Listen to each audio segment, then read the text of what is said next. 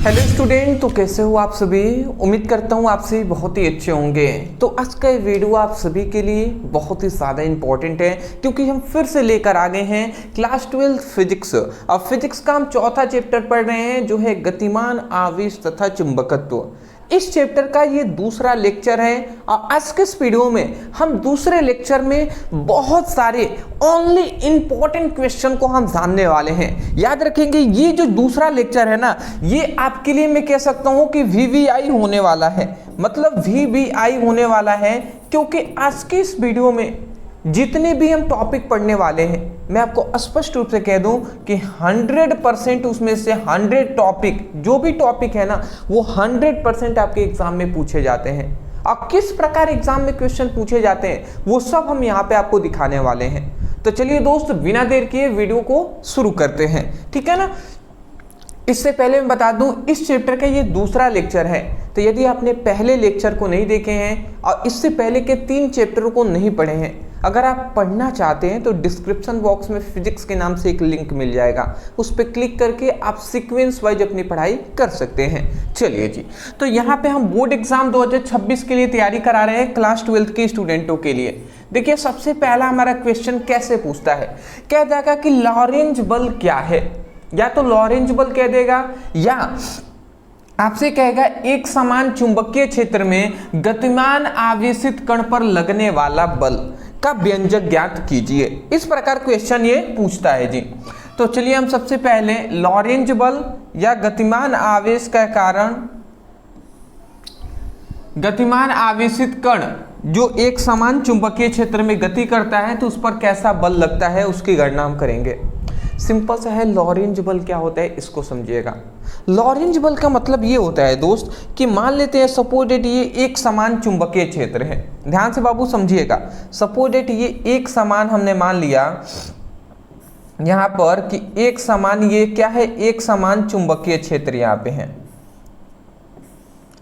यहाँ पे क्या है, एक समान चुंबकीय क्षेत्र है जो है बी।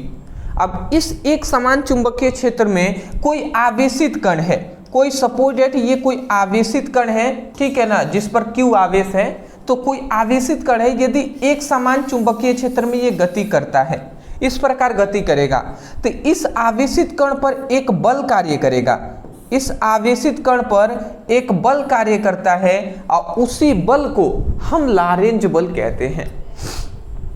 समझ में आया हम क्या कह रहे हैं कि ये एक समान चुंबकीय क्षेत्र है, इसमें कोई आवेशित कण है जिस पर Q आवेश है, तो वो एक समान चुंबकीय क्षेत्र में गति कर रहा है, तो गति करेगा, जाहिर सी बात है, तो इसके कारण, इस चुंबकीय क्षेत्र के कारण इस आवेश पर एक बल कार्य करेगा और उसी बल को हम लॉरेंज बल कहते हैं, ठीक है। तो आप क्या परिभाषा कह देंगे, परिभाषा यदि लॉरेंज बल का कोई पूछ दे आपसे तो आप क्या कहेंगे, आप कहेंगे कि एक समान चुंबकीय क्षेत्र में, एक समान चुंबकीय क्षेत्र में कोई आवेशित कण एक समान, मतलब जब कोई, मतलब ऐसे आप कहेंगे, सॉरी आप ऐसे कहेंगे कि एक समान चुंबकीय क्षेत्र में जब कोई आवेशित कण लगातार गति करता है तो उस आवेशित कण पर एक बल कार्य करता है, उस बल को लॉरेंज बल कहते हैं। बोल ही देंगे आप, आराम से बोल देंगे। अब बात यहाँ पे ये आता है दोस्त कि इस लॉरेंज बल है तो यहाँ पे ये जो इस कण पर बल लग रहा है तो वो बल क्यों लग रहा है, क्यों लग रहा है जी।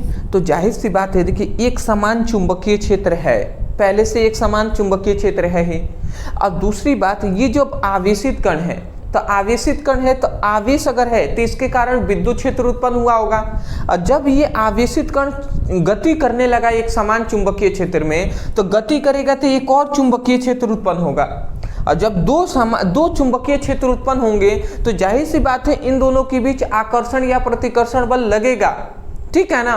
तो वही बल यहाँ पे लग रहा है इस आवेशित कण पर। एक बार और परिभाषा सुन लीजिए फिर हम आगे बढ़ेंगे। आप कहेंगे कि जब एक समान चुंबकीय क्षेत्र में जब कोई आवेशित कण गति करता है तो उस आवेशित कण पर एक बल कार्य करता है जिसे लॉरेंज बल कहते हैं। देखिए यहाँ पे हमने वही परिभाषा लिखा हुआ है कि जब कोई आवेशित कण एक समान चुंबकीय क्षेत्र में गति करता है तो उस आवेशित कण पर एक बल कार्य करता है जिसे हम लॉरेंज बल कहते हैं। ठीक है ना। तो आसान सिंपल सा परिभाषा है जो कि हमने यहां से आपको याद कराने का प्रयास किया है। लॉरेंज बल का एक फॉर्मूला होता है, इसको याद रखेंगे, F = Q V sin theta. ये फॉर्मूला आप याद रखेंगे लॉरेंज बल का। क्या होता है जी? F = Q V sin theta, ये लॉरेंज बल का फॉर्मूला है, जहां पे F क्या है? लॉरेंज बल है। Q क्या है? आवेश है, इस कण पर जो आवेश है वो Q है। V क्या है? ये जो कण है वो V वेग से गतिमान है, गतिशील है, तो ये V क्या है? कण का वेग है। अब B क्या है? चुंबकीय क्षेत्र है। और साइन थीटा, यहाँ पे थीटा क्या है दोस्त? तो थीटा याद रखेंगे, ये एक समान चुंबकीय क्षेत्र की दिशा है और ये बल की दिशा है। तो इन दोनों के बीच जो लगा कोण है ना, इन दोनों के बीच बना कोण है, मतलब चुंबकीय क्षेत्र की तीव्रता और बल के बीच बने कोण जो है ना, वही है थीटा। तो मैं आशा करता हूँ आप समझ गए होंगे। तो ये सबसे पहली बात, लॉरेंज बल क्या होता है ये हमने लिख दिया, फिर से इसका फॉर्मूला लिख दिए। अब आता है ना कि इसको हमें प्रूफ भी करना होता है, क्योंकि ये जब आपसे क्वेश्चन पूछता है तो लगभग बार 5 मार्क्स में ही पूछा जाता है। कितने नंबर में? 5 नंबर में। और अगर 3 नंबर में ऐसे पूछता है तो ऐसे ही कह देगा लॉरेंज बल क्या है, परिभाषित कीजिए। तो 2 नंबर 3 नंबर में पूछता है तो आप ओनली यहां से लेकर यहीं तक लिख देंगे, परंतु 5 नंबर में पूछेगा तो पूरा एक्सप्लेन करना पड़ेगा। अब हमें इस फॉर्मूले को प्रूफ करना है, तो प्रूफ करने के लिए हम यहाँ पे लिख देते हैं प्रूफ। देखिए प्रूफ करने के लिए अब देखिए इसमें हमें क्या बातें बताएंगे। लॉरेंज बल मतलब एक समान चुंबकीय क्षेत्र में गतिमान आवेशित कण पर लगने वाले बल जो ये है, इसको प्रूफ भी किए। और लॉरेंज ने हमें 4 नियम दिए हैं। सबसे पहली बात इन्होंने ये बताया, ये पहला हमारा नियम, पहला इन्होंने ये बताया कि एक समान चुंबकीय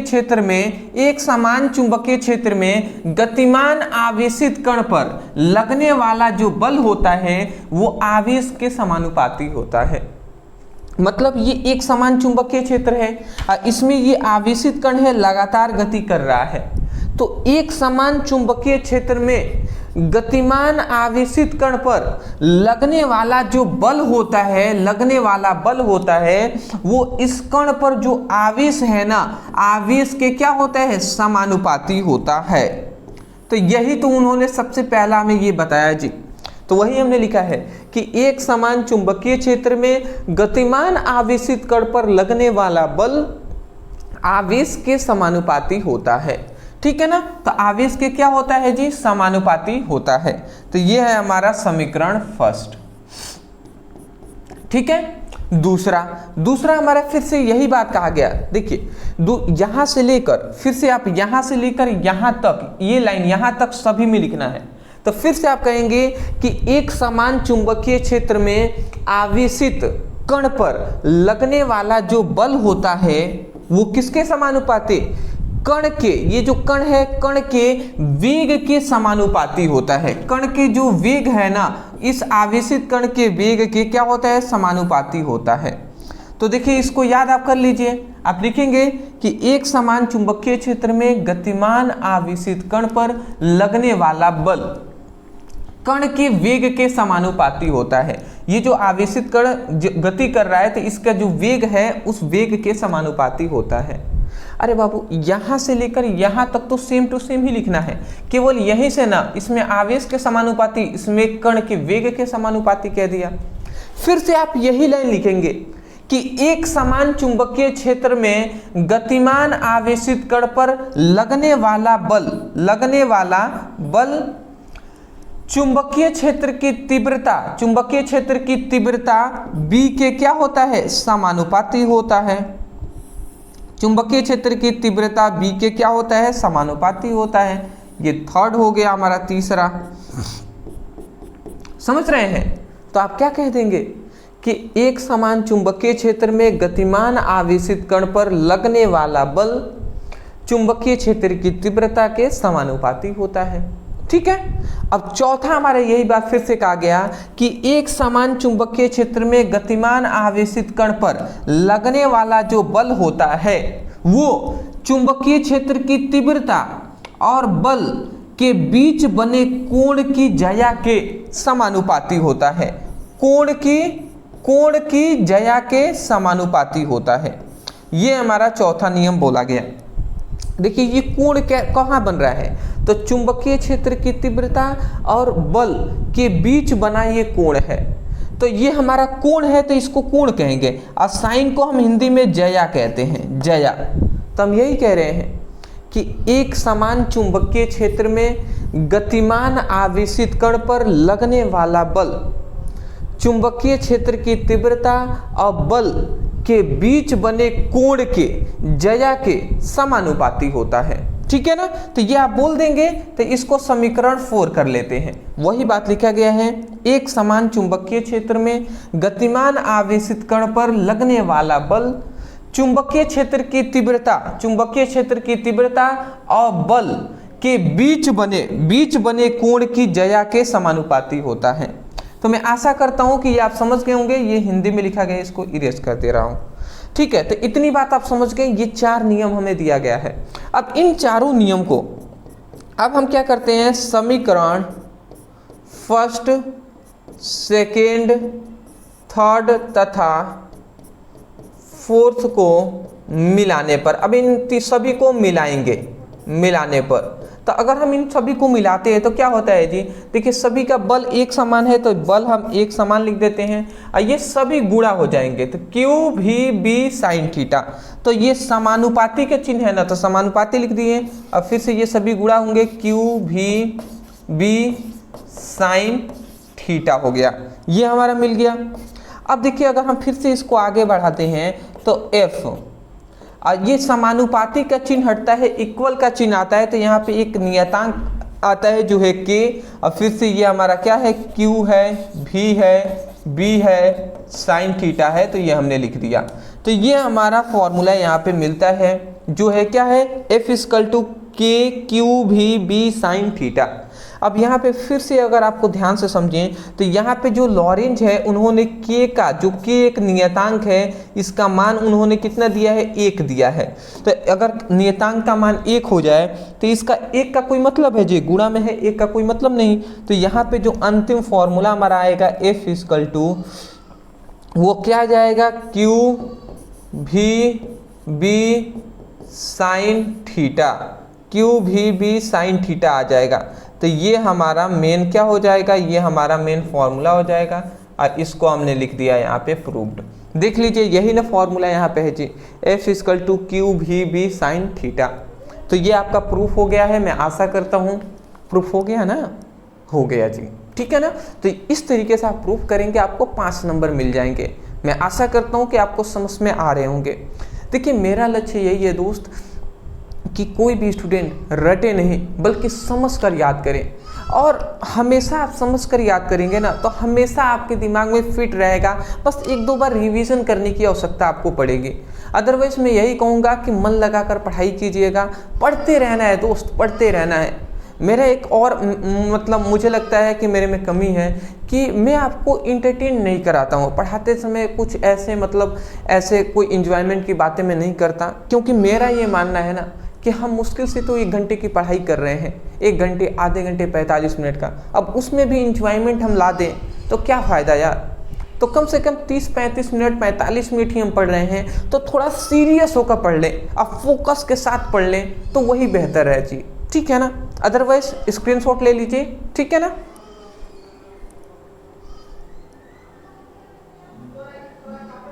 ठीक है, चलिए जी, तो ये हमारा पहला टॉपिक कंप्लीट होता है। मैं आशा करता हूं कि आपको समझ में आ गई होंगी। अब दूसरे टॉपिक की ओर हम आगे बढ़ेंगे। इससे पहले मैं बता दूं कि जितने भी स्टूडेंट, इससे पहले मैं बता दूं दूसरे टॉपिक की ओर आगे बढ़ेंगे, उससे पहले मैं बता दूं जितने भी स्टूडेंट हमसे क्लास 12th की स्टडी कर रहे हैं, क्लास 12th स्टूडेंट हैं, क्लास 12th के जितने भी स्टूडेंट इस चैनल से स्टडी कर रहे हैं, मैं उनको कह देना चाहूँगा कि देखिए आप सभी के लिए वीडियो पर डे आपको शाम को प्रोवाइड की जा रही हैं, तो अच्छे तरीके से वीडियो से पढ़ाई कर रहे हैं, करना भी चाहिए और करते रहिएगा। प्लस मैं आपको बता दूं कि आप सभी जो भी टॉपर बनना चाहते हैं उनको सही गाइडेंस के साथ साथ सही नोट्स की भी आवश्यकता है। तो मैं आपको फिजिक्स केमिस्ट्री दोनों का आपको हम नोट्स प्रोवाइड कर रहे हैं। फिजिक्स में आपके देखिए तो फिजिक्स में 14 चैप्टर हैं और केमिस्ट्री में 10 चैप्टर हैं। टोटल अगर हम इन दोनों को देखें तो 24 चैप्टर हो रहे हैं। हम इन 24 चैप्टरों का सबसे पहले तो हम इन 24 चैप्टरों का फुल नोट्स प्रोवाइड कर रहे हैं, फुल नोट्स। अब बहुत ही बेहतरीन नोट्स हम यहाँ पे प्रोवाइड कर रहे हैं आपको। तो जितने भी स्टूडेंट सीरियस हैं, जो चाहते हैं कि एक अच्छा नंबर स्कोर करें, तो ओनली फिजिक्स केमिस्ट्री का नोट्स ओनली आपको 199 में दिया जा रहा है। तो जितने भी स्टूडेंट सीरियस हैं वो जरूर इस नोट्स को लेंगे। नोट्स लेने के लिए नीचे व्हाट्सएप नंबर दिखाई दे रहा है, इस नंबर पे मैसेज कर लीजिएगा। वहाँ पे कहिएगा, सिंपल सा सीधी सी बात कहना है कि सर हमें फिजिक्स केमिस्ट्री का फुल नोट्स चाहिए। इतना लिखकर मैसेज करेंगे और वहाँ पे एक स्कैनर दिया जाएगा, 199 पेमेंट कर दीजिएगा, तुरंत आपको पीडीएफ नोट से व्हाट्सएप पर सेंड कर दिए जाएंगे। तो इस तरीके से पढ़ाई कीजिएगा।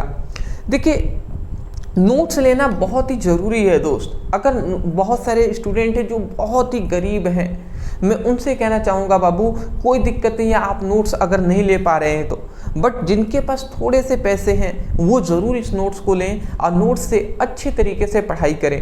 और जो गरीब हैं उनके मैं कहूँगा कि वीडियो से भी आप स्टडी करके अपने नोट्स बनाते हुए चलें, ठीक है ना, क्योंकि आपको संघर्ष करना ही पड़ेगा दोस्त, आपको तो संघर्ष करना ही पड़ेगा, ठीक है ना। तो नीचे नंबर है, व्हाट्सएप नंबर, मैसेज कर लीजिएगा, नोट्स को ले लीजिएगा। चलिए नेक्स्ट हमारा दूसरा क्वेश्चन आता है। देखिए ये क्वेश्चन किस प्रकार पूछा जाता है, ये सभी आपके प्रीवियस ईयर क्वेश्चन पेपर में पूछे गए प्रश्न हैं। कह रहा है कि धारा मापी को वोल्ट मीटर में कैसे बदलते हैं। धारा मापी को वोल्ट मीटर में हम कैसे बदलते हैं जी, ये हमसे पूछा जा रहा है। तो सबसे पहले धारा मापी को वोल्ट मीटर में बदलेंगे तो सबसे पहले हमें ये पता होना चाहिए कि वोल्ट मीटर होता क्या है जी। तो वोल्ट मीटर क्या है जी, तो वोल्ट मीटर यहाँ पे हमने आसान परिभाषा लिखा हुआ है कि वोल्ट मीटर एक ऐसा उपकरण है। उपकरण का मतलब क्या होता है दोस्त, उपकरण का मतलब होता है मशीन। तो वोल्ट मीटर एक ऐसा मशीन है, एक ऐसा यंत्र है, एक ऐसा उपकरण है जिसकी सहायता से विद्युत परिपथों के किन्हीं दो बिंदुओं के बीच, ये एक विद्युत परिपथ है, तो विद्युत परिपथों के किन्हीं दो बिंदुओं के बीच का हम क्या कर सकते हैं, विभवांतर का मान ज्ञात किया जा सकता है। तो विद्युत परिपथ के किन्हीं दो बिंदुओं के बीच का विभवांतर का मान ज्ञात किया जा सकता है या किया जाता है, समझ रहे हैं।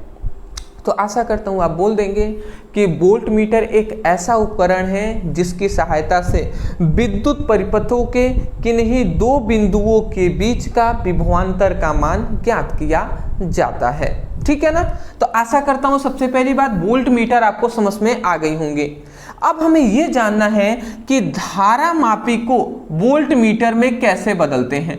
धारा मापी जो है, धारा मापी को हम वोल्ट मीटर में कैसे बदलते हैं, अब ये हमें जानना है जी। धारा मापी को वोल्ट मीटर में कैसे बदलते हैं, ठीक है ना। चलिए तो धारा मापी को वोल्ट मीटर में बदलने के लिए यहाँ पे लिखा गया है कि धारा मापी को वोल्ट मीटर में परिवर्तित करने के लिए उसकी कुंडली के साथ श्रेणी क्रम में उच्च प्रतिरोध के तार को जोड़ देते हैं। तो सपोज डेट ये हमारे पास एक परिपथ है, ध्यान से बाबू समझिएगा, यहाँ पे मैं लिखता हूँ। सपोज डेट ये एक परिपथ है,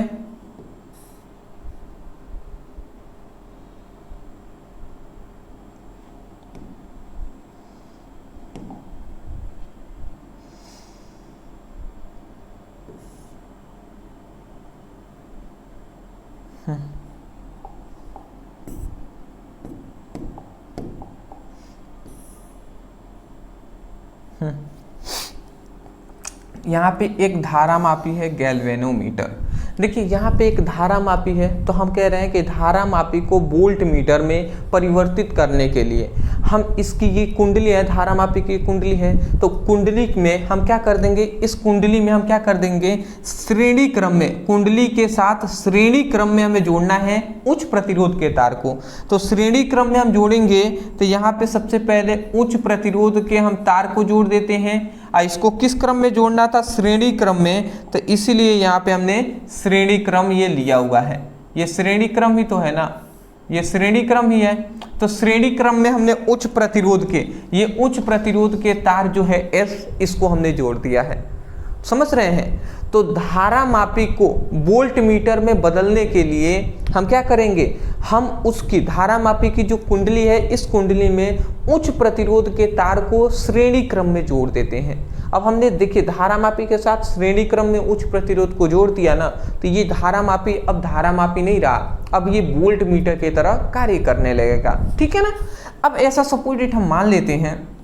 अच्छा, पहली बात इतना समझ में आया ना, जहाँ पे भी धारा मापी हो, अगर इसको वोल्ट मीटर में बदलना है तो उसके श्रेणी क्रम में आप क्या कीजिएगा, उच्च प्रतिरोध के तार को जोड़ दीजिएगा, हो जाएगा आपका काम, वो धारा मापी वोल्ट मीटर में चेंज हो जाएगा।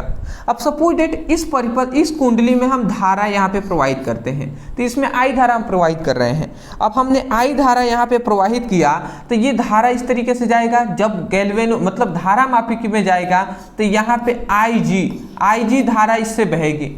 ठीक है ना। आप बीडस्टोन सेतु पढ़े होंगे तो धारा मापी से जो धारा बहती है वो आईजी धारा बहती है, तो ये आईजी धारा इस तरीके से बहेगी। तो हम एक चीज जानते हैं, हम जानते हैं ओम के नियम से, चूंकि ओम के नियम से बाबू हम क्या जानते हैं, ओम के नियम से हम जानते हैं R=V/I होता है, ये हम फॉर्मूला जानते हैं। तो चूंकि यहाँ पे आई गुणा भाग में इधर आएगा तो गुणा कराएगा, तो V=R×I हो जाएगा। V=I×R कहें या R×I कहें, गुणा में इधर उधर हो सकता है। तो यहाँ से ये हमें फॉर्मूला मिला ना, यहाँ से हमारा क्या मिला कि V, तो यहाँ पे V=I×R, ये फॉर्मूला हम ओम के नियम से जानते हैं। R×I कहें या I×R कहें, उससे कोई दिक्कत नहीं है, गुणा में इधर उधर हो सकता है। तो ये हम ओम के नियम से फॉर्मूला जानते हैं। अब चूंकि यहाँ पे अगर हम फॉर्मूला लगाते हैं तो ये बताइए क्या मिलेगा जी, यहाँ पे अगर हम फॉर्मूला लगाते हैं तो क्या मिलेगा। तो सपोज डेट अगर हम इस परिपथ में फॉर्मूला लगा देते हैं तो देखिए V=I है, तो इसके लिए इस कुंडली के लिए धारा मापी में कौन सी धारा बह रही है, IG, तो हम IG लिख देंगे। ठीक है। और यहाँ पे प्रतिरोध 2 है, एक इस जो धारा मापी है इसको भी प्रतिरोध, धारा मापी का प्रतिरोध है G, तो धारा मापी का प्रतिरोध G है, तो G हमने लिख दिया प्लस, यहाँ पे भी तो एक उच्च प्रतिरोध है S, तो S से हमने गुणा करा दिया। देख रहे हैं ना, I के जगह पर IG लिख दिया। अब प्रतिरोध 2 प्रतिरोध है, धारा मापी का प्रतिरोध है G और उच्च प्रतिरोध है S, तो इन दोनों को जोड़ देंगे तो कुल प्रतिरोध निकल जाएगा। ठीक है। चलिए, तो इतनी बात आप समझ गए होंगे। अगर हम फिर से इसको अगर हम आगे बढ़ाते हैं तो देखिए V= ये IG इसमें गुणा होगा तो ये क्या हो जाएगा, IG×G हो जाएगा, और प्लस क्या हो जाएगा, IG×S हो जाएगा, ये हो जाएगा। ठीक है। अब मैं कह रहा हूँ कि ये जो हमारे पास यहाँ पे IGS, मैं यहाँ पे इसको क्या करूँ, चलिए अब इसमें से हम क्या कर देते हैं, एक को कोई को भी हम पक्षांतर कर देंगे। सपोज डेट हमने एक को कोई को पक्षांतर कर देते हैं तो अब हमें क्या मिलता है, इसको हम समझ लेते हैं जी। सपोज डेट हम इन दोनों में से किसी एक को पक्षांतर कर देंगे, तो देखिए जैसे पक्षांतर करने का मतलब ये IG है ना, ये IGG है, इसको हम इधर भेज देते हैं, तो भेजेंगे तो क्या मिलेगा बाबू, समझिएगा, भेजेंगे तो क्या मिलेगा, तो ये V ये माइनस में हो जाएगा, इधर आएगा तो इधर प्लस में, इधर आएगा तो माइनस में, तो IG×G हो जाएगा। अब IG×G हो जाएगा, = में इधर क्या बचा, IG×S बचा, यही ना बचा जी। अब देखिए इसको थोड़ा सा सीधा करके हम लिख लेते हैं, तो ये क्या लिख देंगे, IGS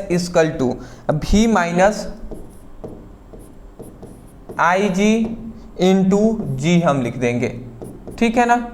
अब हम इसको आगे बढ़ाते हैं तो देखिए क्या होगा दोस्त, ये S इधर है, यहाँ पे IG है ना, इस गुणा में इधर आएगा तो भाग करा देगा, तो यहाँ पे S इक्वल टू क्या मिल जाएगा, S इक्वल टू हमारा क्या मिल जाएगा जी, S इक्वल टू ये V माइनस IG इंटू जी है, और ये IG इधर गुणा में इधर आएगा तो क्या करेगा, भाग करेगा, तो ये IG हो जाएगा। ठीक है ना। अब देखिए बाबू, ये IG है ना, इसमें भी भाग करेगा, इसमें भी भाग करेगा, तो अगर हम इसको आगे बढ़ाते हैं तो ये क्या होगा, V बाई IG हो जाएगा, और माइनस ये IG इंटू जी है, और ये IG इसमें भी भाग कर देगा। ठीक है ना, ये इसमें भाग कर दिया। अब देख लीजिए, इस IG से ये IG कैंसिल हो गया, तो अब यहाँ पे बचा क्या दोस्त, अब यहाँ पे बचा S इक्वल टू क्या बता, V by I G minus G by only minus G बच गया, तो ये हमारा ओनली यहाँ पे ये बच गया है। तो अगर हम इसको एक कोष्टक में बंद कर देते हैं तो ये हमारा क्या हो जाएगा जी, प्रूव्ड हो जाएगा। ये हमारा क्या हो गया, प्रूव्ड हो गया। प्रूव्ड क्या मतलब, ये एक हमें फॉर्मूला मिल गया जिसको याद रखेंगे कि कोई भी मतलब हम धारामापी को वोल्ट मीटर में परिवर्तित करते हैं, तो यहाँ पे जो उच्च प्रतिरोध के अगर मान हमें निकालने को कहे तो भी जो विभवांतर है अब बटे क्या है, जो धारामापी में जो धारा प्रवाहित हो रहा है उसका अनुपात, और उसमें माइनस जो धारामापी का प्रतिरोध होगा उससे हम क्या कर देंगे, माइनस कर देंगे, तो निकल जाएगा। टेंशन ना ले, ये एक फॉर्मूला याद रखिएगा, जब न्यूमेरिकल हम इस पर कराएंगे ना तो सब समझ में आएगा। तो ये है जी हमारा धारामापी को वोल्ट मीटर में कैसे परिवर्तित करते हैं, मतलब कैसे बदलते हैं जी। मैं आशा करता हूँ कि आपको समझ में आ गई होंगी। कुछ नहीं, आपको परिभाषा ये इसको लिख लीजिएगा, धारामापी को वोल्ट मीटर में बदलने के लिए ये आप टोटल लाइन लिखिएगा, फिर सीक्वेंस वाइज यहाँ से लेकर यहाँ तक करते हुए आना है। ठीक है ना, स्क्रीनशॉट। बेहतर। नेक्स्ट हमारा क्वेश्चन आता है चुंबकीय बल रेखाएं और विद्युत बल रेखाएं में अंतर लिखिए। चुंबकीय बल रेखाओं को B से दर्शाते हैं और विद्युत बल रेखाओं को E से दर्शाते हैं। तो चुंबकीय बल रेखाएं और विद्युत बल रेखाओं में अंतर क्या है, तो मैं आपको थोड़ा सा बताना चाहूँगा। देखिए, जो चुंबकीय बल रेखाएं हैं ना, चुंबकीय बल रेखाएं, और यहाँ पे ये विद्युत बल रेखाएं हैं। तो जो चुंबकीय बल रेखाएं हैं इसमें सबसे पहली बात, चुंबकीय बल रेखाएं हैं ये एक बंद वक्र बनाती हैं, बंद वक्र बनाती हैं, बंद वक्र बनाती हैं। जबकि यहाँ पे ये जो विद्युत बल रेखाएं हैं ये बंद वक्र नहीं बनाती हैं। ठीक है ना, सबसे पहली बात यहाँ पे अंतर अगर आप देख रहे होंगे तो आपको समझ में आ गया। जो चुंबकीय बल रेखाएं हैं ये बंद वक्र बनाती हैं और विद्युत बल रेखाएं बंद वक्र नहीं बनाती। अब ये बंद वक्र क्यों बनाती हैं, क्योंकि जो चुंबक है तो चुंबक में दो ध्रुव होते हैं, एक N और S। तो चुंबक के जो दो ध्रुव है ना, इसको अगर हम काट भी दें तो इसको हम अलग नहीं कर सकते। मतलब चुंबक के ध्रुवों को विलगित नहीं किया जा सकता, विलगित मतलब अलग नहीं किया जा सकता। तो इसमें एक और गुण आ जाता है कि चुंबक के जो ध्रुव है ना, चुंबक के ध्रुवों को क्या किया जा सकता, ध्रुवों को विलगित नहीं किया जा सकता। विलगित मतलब अलग, विलगित नहीं किया जा सकता, नहीं किया जा सकता। ठीक है ना, नहीं किया जा सकता है। क्यों इनको विलगित नहीं किया जा सकता है, क्योंकि इनके ध्रुवों को अलग नहीं किया जा सकता है, इसलिए ये बंद वक्र बनाती हैं। जबकि यहाँ पे जो विद्युत क्षेत्र है, तो विद्युत बल रेखाएं जो होती हैं, तो विद्युत बल रेखाएं किससे निकलती हैं, आवेशों से। तो आवेश क्या होता है, एक प्लस आवेश होता है, एक माइनस आवेश होता है। तो ये जो प्लस आवेश है माइनस आवेश है, इनको हम क्या कर सकते हैं, विलगित कर सकते हैं, विलगित हम कर सकते हैं। और विलगित करने का मतलब ये प्लस क्यू आवेश अलग रह सकता है, माइनस क्यू आवेश अलग रह सकता है, परंतु ध्रुव जो है ना n और s अलग नहीं रह सकते, कभी भी नहीं रख सकते। तो इसीलिए इनमें बंध वक्र बनता है और जो आवेश होते हैं धनात्मक आवेश और ऋणात्मक आवेश ये विलगित तो हो सकते हैं, इसलिए ये बंध वक्र नहीं बनाते हैं। तो यही तो मेन कारण है। तो देखिए बाबू हमने लिखा हुआ है, दोनों में अंतर क्या है, चुंबकीय बल रेखाएं बंध वक्र बनाती हैं, चुंबकीय बल रेखाएं हैं वो बंध वक्र बनाती हैं, जबकि विद्युत बल रेखाएं हैं वो बंध वक्र नहीं बनाती हैं, विद्युत बल रेखाएं बंध वक्र नहीं बनाती हैं। इसका मुख्य कारण है कि चुंबकीय द्विध्रुव मतलब चुंबकीय ध्रुव का विलगित नहीं होना। चुंबकीय जो ध्रुव है, ध्रुव कौन है n और s, इसका विलगित नहीं होना। चुंबक के जो ध्रुव हैं ध्रुवों का विलगित न होना, क्योंकि चुंबक के ध्रुव विलगित नहीं होते हैं,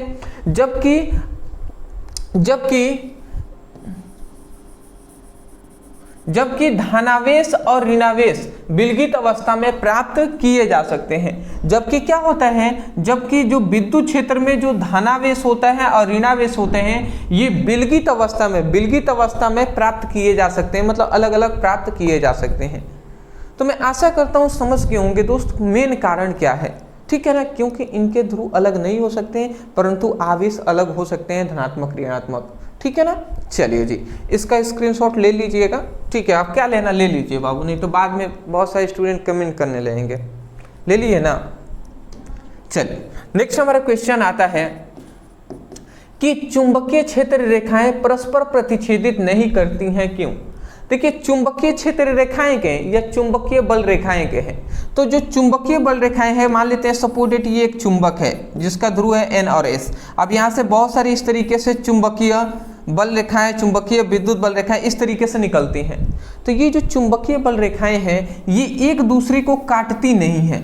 अब क्यों नहीं काटती ये हमें बताना है। तो देखिए सपोज दैट ऐसे हम मान लेते हैं, यहाँ पे कह रहे काटती नहीं है क्यों, तो हम ऐसा मान लेते हैं कि काटती हैं। तो सपोज दैट ये एक चुंबकीय बल रेखाएं हैं और एक दूसरा चुंबकीय बल रेखाएं हैं, ये दोनों एक दूसरे को काट रही हैं।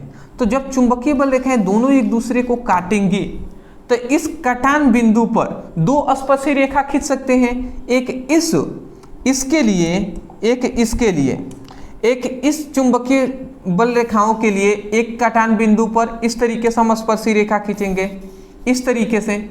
तो देखिए यहाँ पे इस कटान बिंदु मतलब कटान बिंदु पर इस चुंबकीय क्षेत्र के लिए जो चुंबकीय क्षेत्र की जो दिशा होगी वो इस ओर होगी, और जबकि इसके लिए अगर हम स्पर्शी रेखा खींचें इस चुंबकीय बल रेखाओं के लिए, इसके लिए स्पर्शी रेखा अगर हम खींचें ना तो स्पर्शी रेखा खींचने की दिशा इस ओर होगी।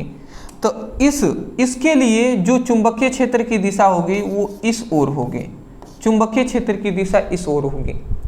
तो अगर कोई भी दो चुंबकीय क्षेत्र रेखाएं अगर एक दूसरे को प्रतिच्छेदित करेंगी तो उस बिंदु पर, कटान बिंदु पर दो स्पर्शी रेखा खींची जाएगी। परंतु हम गणित के रूल से हम जानते हैं कि एक बिंदु पर ओनली हम एक ही स्पर्शी रेखा हम क्या कर सकते हैं, खींच सकते हैं। अगर हम दो खींचेंगे तो दो चुंबकीय क्षेत्र की दिशा हो जाएगी, बल्कि चुंबकीय क्षेत्र की दिशा तो यहाँ पे एक ही न होगी जी। तो इसीलिए ये गलत है कि चुंबकीय बल रेखाएं एक दूसरे को प्रतिच्छेदित करती हैं, क्योंकि कटान बिंदु पर हम ये भी रूल जानते हैं कि एक ही स्पर्शी रेखा खींचा जा सकता है एक बिंदु पर। तो एक बिंदु पर एक ही स्पर्शी रेखा खींच सकते हैं, तो यहाँ पे दो हमने कैसे खींच दिया, तो गलत है कि नहीं है। तो यही बात यहाँ पे थोड़ा सा लिखा गया है, ध्यान से समझेंगे। यहाँ पे लिखा गया है यदि दो क्षेत्र रेखाएं को ही हम विद्युत बल रेखाएं भी कहते हैं या चुंबकीय बल रेखाएं भी कहते हैं। तो यदि दो चुंबकीय बल रेखाएं एक दूसरे को काटेंगे तो कटान बिंदु पर दो स्पर्शी रेखा खींची जा सकेंगे। समझ रहे हैं, यदि दो चुंबकीय बल रेखाएं एक दूसरे को काटेंगे तो कटान बिंदु पर दो स्पर्शी रेखा खींची जा सकेंगे, जिसका अर्थ यह होगा कि कटान बिंदु पर दो परिणामी चुंबकीय क्षेत्र की दो दिशाएं होंगी। जिसका अर्थ ये होगा कि जो चुंबकीय क्षेत्र की दिशा दो होगी, एक इधर दिखाई दे रहा है, एक ये भी दिखाई दे रहा है, एक की दिशा एक की दिशा ये। तो इसका अर्थ ये हुआ कि क्या होगा, परिणामी चुंबकीय क्षेत्र की दो दिशाएं होंगी। जबकि किसी भी कटान बिंदु पर परिणामी चुंबकीय क्षेत्र की केवल एक ही दिशा होती है। जबकि किसी भी कटान बिंदु पर केवल एक ही स्पर्शी रेखा खींची जा सकती है। इसका मतलब जबकि केवल एक का मतलब कटान बिंदु पर एक ही चुंबकीय क्षेत्र की दिशा हो सकती है, ठीक है ना। अतः चुंबकीय क्षेत्र रेखाएं प्रतिच्छेदित नहीं करती हैं, ठीक है ना। एक दो बार पढ़ेंगे समझेंगे सब आपको याद हो जाएगा, ठीक है ना। ये छोटी छोटी परिभाषाएं हैं बट मोस्ट इंपॉर्टेंट है, पूछ ली जाती हैं दोस्त 100%। ये सभी प्रीवियस मतलब PYQ हैं जी, PYQ है, प्रीवियस ईयर क्वेश्चन पेपर में पूछे गए प्रश्न हैं। चलिए स्क्रीनशॉट आप ले लें। चलिए नेक्स्ट हमारा क्वेश्चन आता है शंट क्या है। अब शंट एक इंपॉर्टेंट क्वेश्चन है। शंट क्या है जी? तो शंट एक कम प्रतिरोध का तार होता है जिसे धारा मापी की कुंडली के साथ समांतर क्रम में जोड़ते हैं। शंट क्या है? शंट कम प्रतिरोध का एक तार होता है। देखिए जैसे कि यहां पे मैं आपको बता दूं, यहां पे एक धारा मापी हम लगा देते हैं, समझिएगा।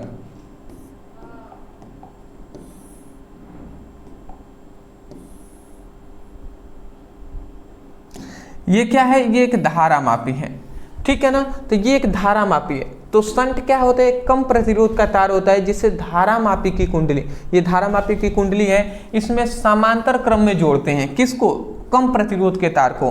तो समांतर क्रम में हम कैसे जोड़ देंगे? तो समांतर क्रम में इस तरीके से जोड़ देंगे, इस तरीके से।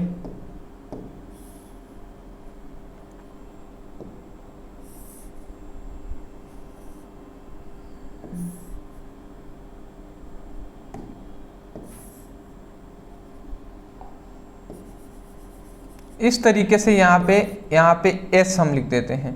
कम प्रतिरोध के तार को S से हम दर्शाते हैं। तो देखिए यही हम कह रहे हैं कि धारा मतलब क्या है? शंट क्या है? शंट एक कम प्रतिरोध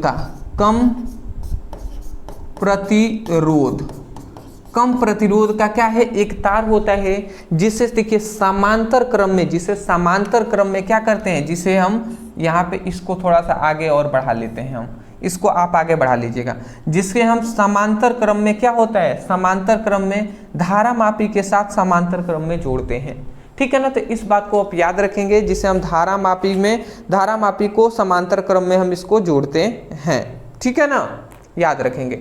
अब देखिए अगर मान लेते हैं सपोज डेट इससे हम I धारा प्रवाहित करते हैं तो इसमें क्या जाएगा जी? IG धारा, इस गैल्वेनोमीटर में IG धारा जाएगी और इसमें क्या जाएगा? इसमें क्या बहेगा जी? तो टोटल धारा है I, इधर चल जा रहा है IG धारा, तो इधर क्या बहेगा? इधर बहेगा I माइनस IG धारा बहेगा। I माइनस IG धारा बहेगा कि नहीं? अरे बाबू 10 धारा यहाँ पे मान लेते हैं 10 एम्पियर की धारा हम प्रवाहित कर रहे हैं, 10 एम्पियर का, और इधर मान लेते हैं बह गया 4 एम्पियर की धारा। तो इधर अब कितना बहेगा? इधर ओनली 6 एम्पियर की धारा बहेगा। तो 6 एम्पियर कैसे आया? 10 में से 4 को घटाए हैं, तो वही हम I में से IG को घटा देंगे तो इधर वही ना बहेगा जी। समझ रहे हैं? एग्जाम्पल ना देना, तब तक समझ में जाता था, स्टूडेंटों को आना मुश्किल हो जाता है, इसलिए मैंने यहाँ पे बता दिया। तो मैं आशा करता हूँ शंट आपने समझ लिया होगा। तो शंट एक कम प्रतिरोध का तार होता है जिसे धारा मापी के साथ समांतर क्रम में जोड़ा जाता है। चलिए नेक्स्ट हमारा क्वेश्चन आता है, अंतिम ये हमारा टॉपिक है, इसके बाद हम वीडियो समाप्त करेंगे। देख लीजिए, इंपॉर्टेंट हमारा कह रहा है किसी धारा मापी को अमीटर में कैसे परिवर्तित करेंगे, उपयुक्त परिपथ द्वारा समझाइए। मतलब यहाँ पे हमें ये कह रहा है कि जो धारा मापी है ना उसको अमीटर में चेंज करना है, धारा मापी को अमीटर में बदलना है। तो सबसे पहले अमीटर क्या होता है जी? तो अमीटर क्या होता है? अमीटर एक ऐसा उपकरण है जिसकी सहायता से विद्युत परिपथों में बहने वाली विद्युत धारा का मान ज्ञात कर सकते हैं। समझ रहे हैं? अमीटर एक ऐसा उपकरण है जिसकी सहायता से विद्युत परिपथ में बहने वाली विद्युत धारा का मान ज्ञात कर सकते हैं। मतलब क्या है? अमीटर एक ऐसा उपकरण है जिसकी सहायता से विद्युत परिपथ में बहने वाली विद्युत धारा का मान हम ज्ञात कर सकते हैं। मतलब मान लेते हैं एक सपोर्टेड कोई भी विद्युत परिपथ है, कोई भी ये विद्युत परिपथ ऐसे हम बना लेते हैं, कोई भी ये एक विद्युत परिपथ है, ठीक है, सपोर्टेड की कोई भी विद्युत परिपथ है तो इसमें बहने वाली जो धारा का मान है ना कि कितना इसमें विद्युत धारा बह रही है, तो उसका हम मान ज्ञात कर सकते हैं किसके द्वारा, अमीटर के द्वारा। ठीक है ना, तो इतनी बात आप याद रखेंगे। बट ऐसे ही हमने बता दिया कि धारामापी एक ऐसा उपकरण है जिसकी सहायता से, अमीटर एक ऐसा उपकरण है जिसकी सहायता से विद्युत परिपथ में बहने वाली विद्युत धारा का मान ज्ञात किया जा सकता है, मतलब I का मान हम ज्ञात कर सकते हैं। अब कैसे बदलते हैं जी धारामापी को अमीटर में, यहाँ पे लिखा गया है धारामापी को अमीटर में रूपांतरित करने के लिए, रूपांतरित मतलब बदलने के लिए उसकी कुंडली के साथ समांतर क्रम में कम प्रतिरोध के तार को जोड़ देते हैं। मतलब सेम टू सेम ऐसा ही करेंगे कि सपोर्टेड ये एक हमारे पास यहाँ पे एक धारामापी है जिसे हम धारामापी है यहाँ पे। अब धारामापी के साथ हम क्या करेंगे, समांतर क्रम में यहाँ पे याद रखेंगे कम प्रतिरोध के तार को जोड़ना है। कम प्रतिरोध के तार को इस तरीके से हम जोड़ देते हैं, कम प्रतिरोध के तार को हम इस तरीके से जोड़ देते हैं जो है S। ठीक है ना। अब सपोज दैट यहाँ से I धारा अगर प्रवाहित हो रही है तो इसमें IG धारा बहेगी, IG धारा, इसमें कौन सी धारा, तो IS धारा यहाँ पे बहेगा। सॉरी IS कैसे बाबू, IS कैसे, यहाँ पे बहेगा I माइनस IG, ये अभी ना हमने बताया I माइनस IG धारा इसमें बहेगी, I माइनस IG धारा इसमें बहेगा। ठीक है ना, ठीक है। अब देखिए यहाँ पे एक प्रतिरोध, ये धारामापी का जो धारामापी इसका भी प्रतिरोध होगा और ये जो कम प्रतिरोध का तार है इसका भी प्रतिरोध होगा। तो यदि दोनों प्रतिरोधों का हम तुलना कर दें तो देखिए अगर हम इन दोनों प्रतिरोधों की तुलना कर दें तो पहले इस प्रतिरोध को देखेंगे तो यहाँ पे क्या हो जाएगा, V इक्वल टू विभवांतर, दोनों विभवांतरों की तुलना कर दें तो V इक्वल टू क्या होता है, I इंटू R होता है ना। तो यदि हम इनका विभवांतरों की तुलना कर दें तो I इंटू आर, इसके लिए अगर I इंटू आर निकले तो I क्या है, IG है और R क्या है, G है। तो ये हो जाएगा। और इसके लिए IR क्या हो जाएगा, तो I क्या हो जाएगा, ये हमारा टोटल हो जाएगा I माइनस IG, ये हो जाएगा I का मान। और R जो R का मान मतलब प्रतिरोध है ना, तो S हमने लिख दिया यहाँ पे। ठीक है, इतना यहाँ पे I into G equal to क्या हो जाएगा, I minus IG into S हो जाएगा। ठीक है ना, ये हमारा हो जाएगा। अब नॉर्मल से कुछ नहीं करना है, हमें कम प्रतिरोध का तार ही निकालने, मतलब S का अगर मान हमें निकालना है तो यहाँ पे I माइनस IG गुणा में इधर आएगा तो भाग करा देगा। तो यहाँ पे S का मान जो आएगा ना वो क्या आएगा, IG इंटू जी, अब I क्या हो जाएगा, I माइनस IG हो जाएगा। ये हमारा हो जाएगा। तो इसको हम क्या कर देते हैं दोस्त,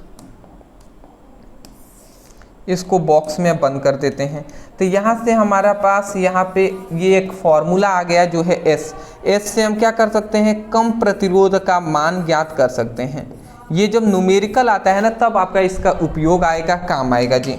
तो अदरवाइज यहाँ पर हमने ये जो टॉपिक आपको कंप्लीट कराए हैं इस वीडियो में, मैं आशा करता हूँ कि सभी टॉपिक समझ में आ गए होंगे।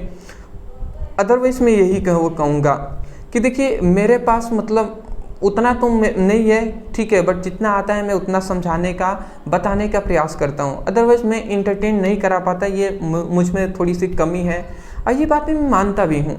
बट मैं यही चाहता हूँ और मैं हमेशा से यही कहता हूँ कि 45 से 40 मिनट 1 घंटे की क्लासेस में अब मैं कुछ मिनट इंटरटेनमेंट में भी निकाल दूँ तो क्या फ़ायदे दोस्त, कम से कम 1 घंटे ही तो सीरियस से हम लोग पढ़ाई कर लेना।